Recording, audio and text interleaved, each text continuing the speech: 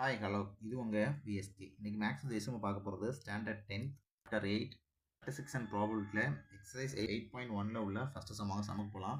இதில் 2 கொஸ்டின்ஸ் இருக்குது. அதில் ஃபஸ்ட்டு ஒன்று அன்குரூப் டேட்டா கொடுத்துருக்காங்க. Ungroup data is called as raw data கொடுத்துருக்காங்க. என்ன கண்டுபிடிக்கணும் அப்படின்னா இதற்கான ரேஞ்ச் அண்ட் கோஎஃபிஷியன்ட் கண்டுபிடிக்கணும். அப்படின்னா நமக்கு முதல்ல என்ன தெரியணும் அப்படின்னா ஃபார்முலா தெரியணும். நமக்கு என்ன தெரியும், we know that அந்த range is equal to L minus S. அதுக்கப்புறம் கோஎஃபிஷியன்ட் ஆஃப் ரேஞ்ச் அப்படிங்கிறது L minus S by L plus S. ஓகேவா? இப்போ என்ன பண்ண போகிறோம் அப்படின்னா கொடுத்துருக்க டேட்டாவை அரேஞ்ச் பண்ண போகிறோம் அசெண்டிங் ஆர்டரில்.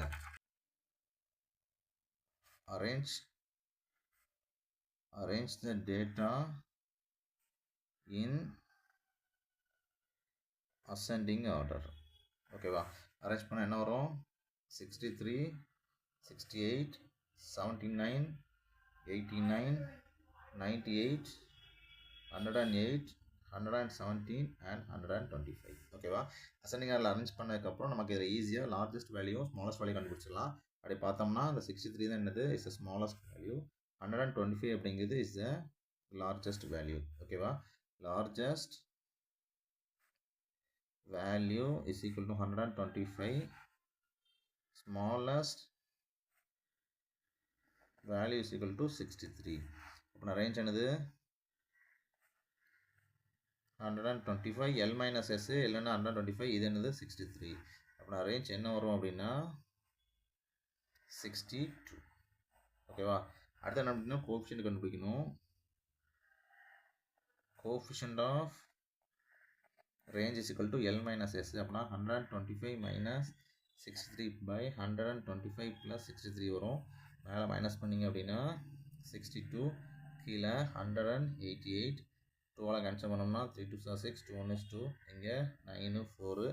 இதை டிவைட் பண்ணிங்க அப்படின்னா 0.33 வரும். ஓகேவா? இதே இதில் ரெண்டாவது ஒரு சம் இருக்குது. அதே இதில் ரெண்டாவது சம்மு அதிலையும் டேட்டா கொடுத்துருக்காங்க. டேட்டா எப்படி இருக்குது அப்படின்னா அன்குரூப்டாக இருக்குது.